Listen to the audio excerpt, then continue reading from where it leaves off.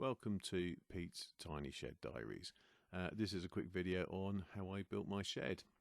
Never done it before, so the first thing I did was to create a design using a program called SketchUp, or any CAD program will do. This gave me a rough idea of dimensions and how much timber I would need, so I went down to my local timber merchant and bought this lot. In the meantime, I'd had a shed base put down, 7 foot deep and 14 foot wide. That's going to be the size of the shed itself. As you can see, I'm just using basic rudimentary tools, and I've never built anything like this before. So first thing I did was to put down a base using 2x4s, and I created like a square outline frame, cross-lined it, and then noggins to hold everything nice and secure. That's going to hopefully keep the shed off the base, keep the damp out. As you can see on the right hand side there, I don't have a workbench. Certainly don't have a workbench big enough for a shed, so using 2 workmates and a length of 2x4, I made a big enough bench to lay the timber out on to cut it to shape.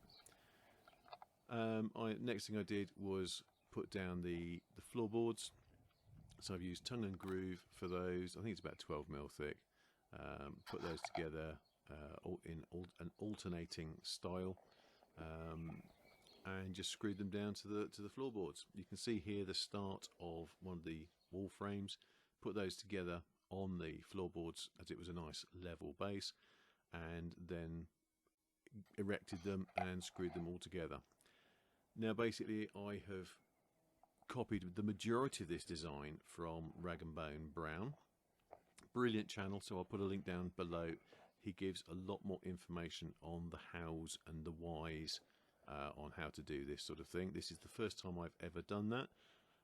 This is the first time I've ever built a shed, and it was his channel that gave me the confidence to have a go. So thank you very much for that, and I hope you get the credit that's due.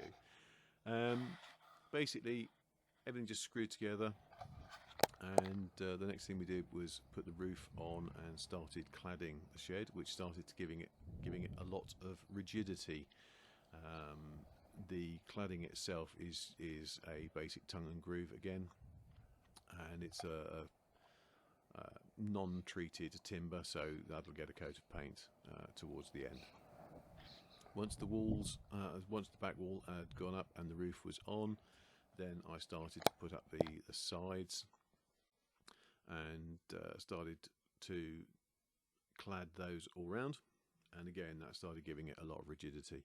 You can see the difference here between the workshop side on the left, which is, like I say, 7 foot square, and the summer house on the right, also a 7 foot square.